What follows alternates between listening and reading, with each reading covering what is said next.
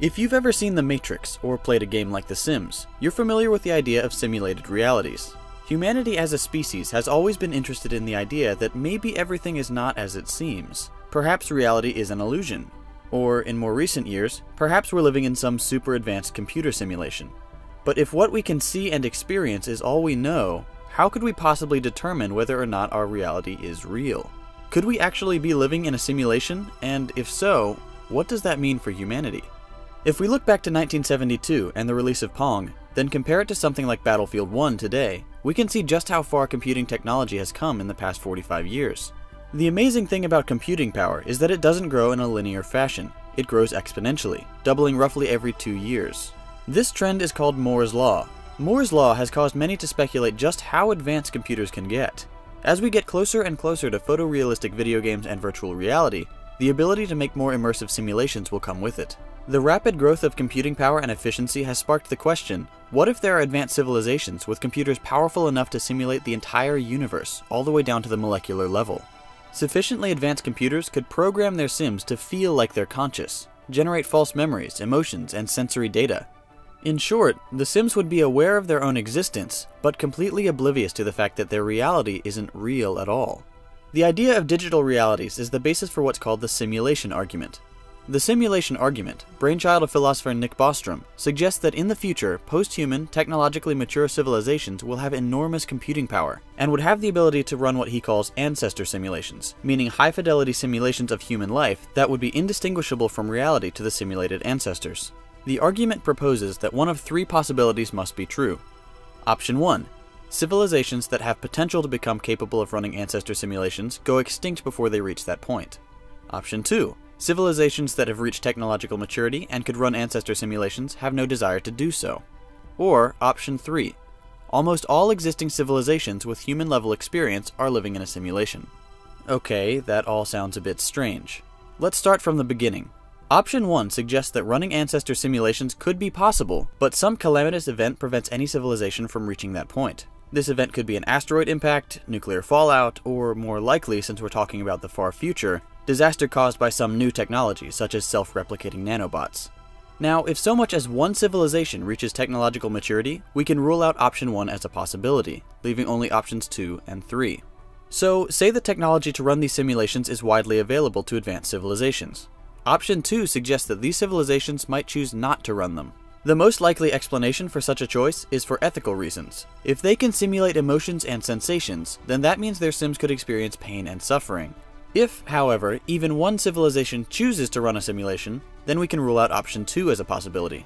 That leaves us with only option 3, or what's commonly referred to as the simulation hypothesis. If a post-human civilization can run one of these massive simulations, then it stands to reason that they could run several, or hundreds, even thousands. If multiple civilizations did it, the simulated realities could number in the millions or more. With that number of simulated realities, it would suggest that our own reality is more likely to be a simulation rather than an original civilization on its way to technological maturity. Okay, that's an interesting thought, but it sounds pretty crazy, right? Surely no one actually believes we're living in a computer world. Well, that's not exactly the case. Nick Bostrom believes that there is a significant chance, somewhere between 20 and 50%, that we do indeed live in a simulated reality. Elon Musk, one of the most visionary entrepreneurs of future technology, is almost certain that we're just programs. But how do we know for sure? You're probably familiar with Plato's allegory of the cave, which describes a scene not entirely dissimilar to a simulated reality. In the story, people have been chained to a rock in a cave their whole lives. All they can see is a rock wall straight in front of them. Behind them, figures pass in front of a fire, casting shadows on the wall. These shadows are the prisoner's reality. It's all they can see, so it's all they know. If we've grown up in a simulated reality, and everything around us is false, but it's all we know, there's really no way to discern whether our reality is true. But for the sake of argument, let's assume that one lone sim figured out that the world around him was a simulation. What would happen? Well, if you've ever played a modern video game, you probably already know the answer. The architects of this simulation would just load a previous save and make sure the sim doesn't have that moment of realization again. Okay, say we do live in a simulated reality. How would that affect the world around us? Well, if we think of our entire universe running on a computer, we would understand that it requires an enormous amount of computing power. So, to save on RAM, or whatever the future equivalent is, the architects could have high fidelity and low fidelity portions of our simulated universe. So if we were aware that we lived in a simulation, any self-interested sim should strive to be noteworthy, or risk being relegated to a low memory or non-conscious portion of the simulation. Things get really interesting when we consider the nature of the universe itself. If you've ever tried running a graphics-intensive game on an old computer, you know that it becomes choppy or slow because the computer can't keep up.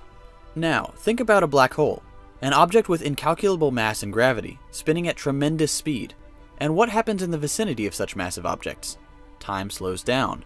General relativity itself operates in a manner that mimics a computer trying to economize on memory usage. Then you can consider what would happen if hundreds of years down the line, in our simulated reality, humans develop the technology to create their own simulated universe. At that point, the strain on the original architect's computer could prove too much and crash our entire reality. Or that could be the endgame.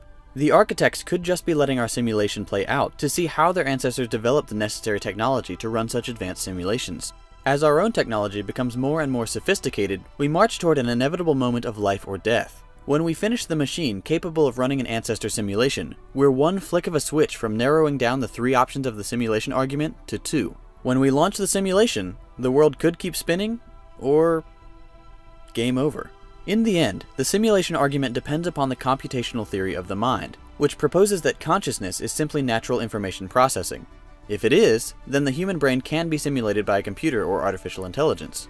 If it's something more, then a computer may never be able to simulate human consciousness, no matter how advanced. It's all very fascinating to think about, and while many people claim to have seen a glitch in the matrix, as they're often called, it's impossible to discern for sure whether our reality is original with our current level of technology. But just in case, go do something interesting so you don't get deleted. If you'd like to learn more about the simulation argument and other ideas, check out the links in the description. Make sure to subscribe if you haven't already, and follow Second Thought on your favorite social media. Do we live in a simulation? Share your thoughts in the comments below. If you enjoyed this video, click here to watch my video on artificial intelligence. Or click here to watch all my videos. Thanks for watching, and I'll see you in the next video.